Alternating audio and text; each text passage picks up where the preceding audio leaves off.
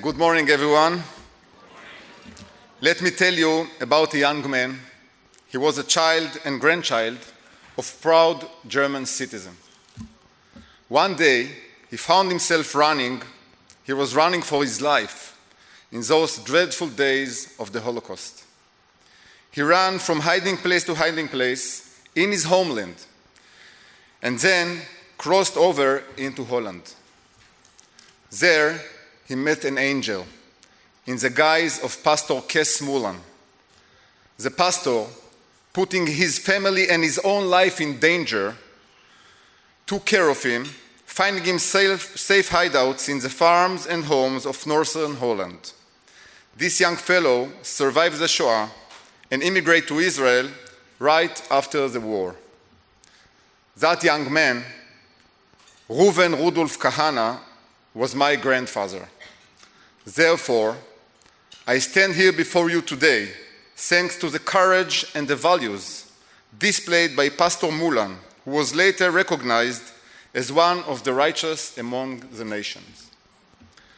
I have another story to tell you. It takes place 8 years later. The summer of 2014, the Hamas leadership in Gaza launched a rocket and missiles attack on Israeli civilians, and Israel was forced into military action. At the time, I was a lieutenant colonel in the Israel Air Force, serving as squadron commander of an X-16 squadron. Early one morning, just a few days after the operation in Gaza had begun, I returned to the base after a raid against terrorist targets. My mind was going over the battle, and I saw him. I thought I was imagining. Pastor Steve, here in the base? I wasn't imagining. My close friend, Pastor Steve Berger, was standing in front of the squadron house and waiting for me. Ladies and gentlemen, I will never ever forget the hug that Pastor Steve gave me. He said to me, and I'm quoting, "I took the first flight I could to come and be here with you, with the member of your squadron whom we love so much.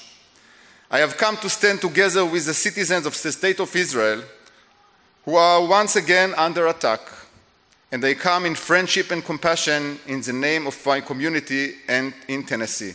Pastor Berger, please stand up.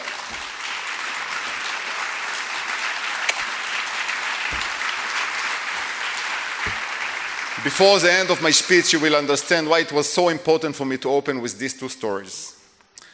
Many people ask me how on earth we found ourselves in a situation in which such a primitive enemy has managed to surprise an army boasting planes, submarines, missile ships, tanks, cannons, and trained soldiers in such a fashion. This question is not important only for us in Israel.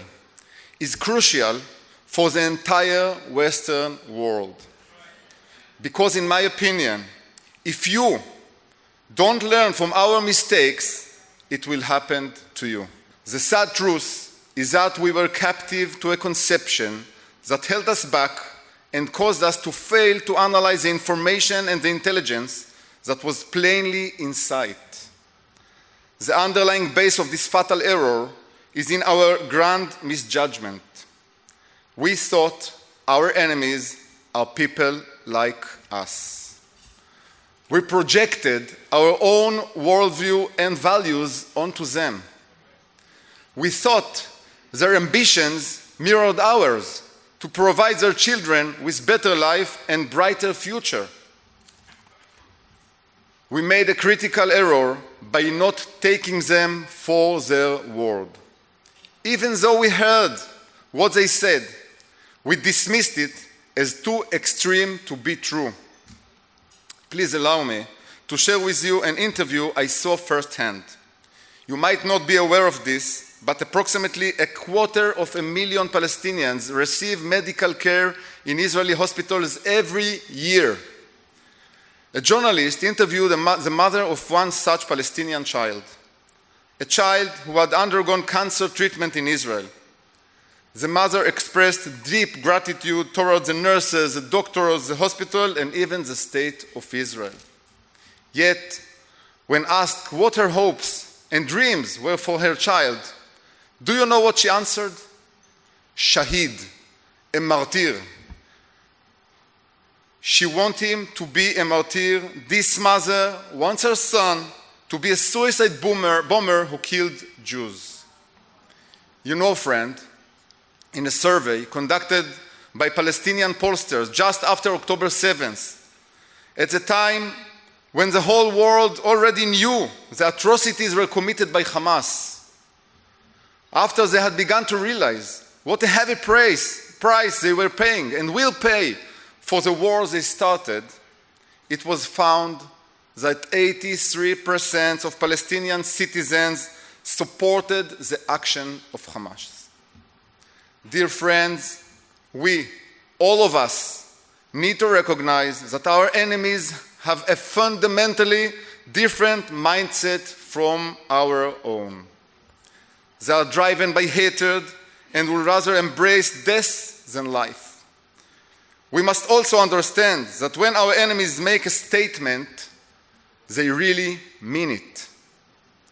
When Hamas says that they intend to destroy Israel, they mean it. When Hezbollah is stockpiling 200,000 missiles and rockets and threatening to destroy Israel, they mean it.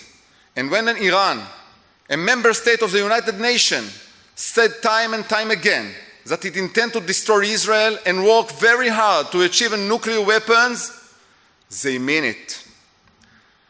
As for the nation of the world, when radical Muslims say they plan to spread Sharia laws, Islamic religious law, they mean it without question. And dear friend, unlike us in the Western world, with our fixation on instant results, they have the patience to follow through on their objectives. By the time you wake up, it might be too late. This isn't just distant possibility anymore. It's happening now, a reality. In certain areas of Europe, entire neighborhoods have become inaccessible to native residents. Dear friends, when Israeli flags are burned in Iran, they never burn alone.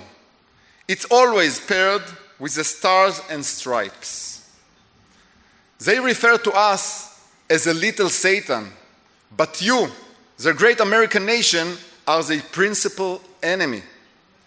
You embody everything they hate.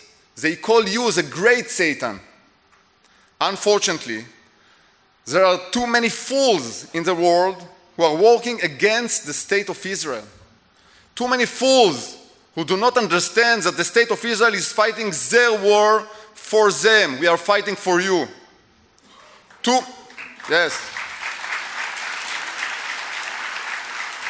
many have chosen to embrace the side of the absolute evildoers.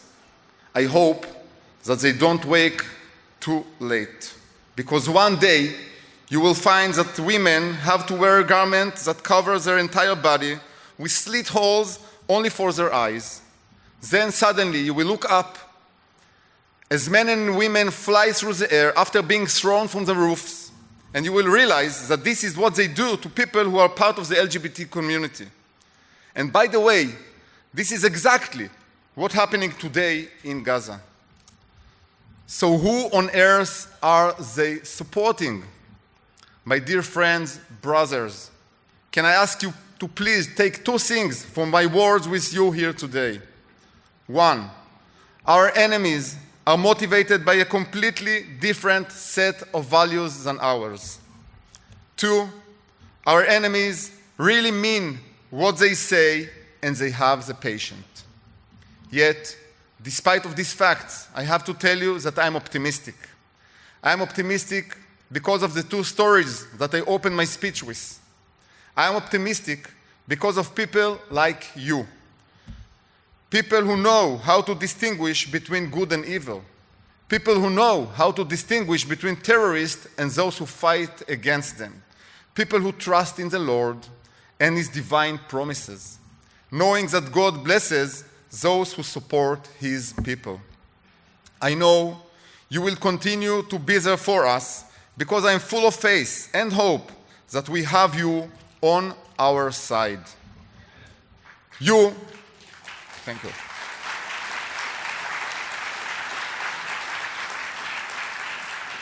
You who understand that we are fighting together against a mutual enemy that endangers us all. Thank you.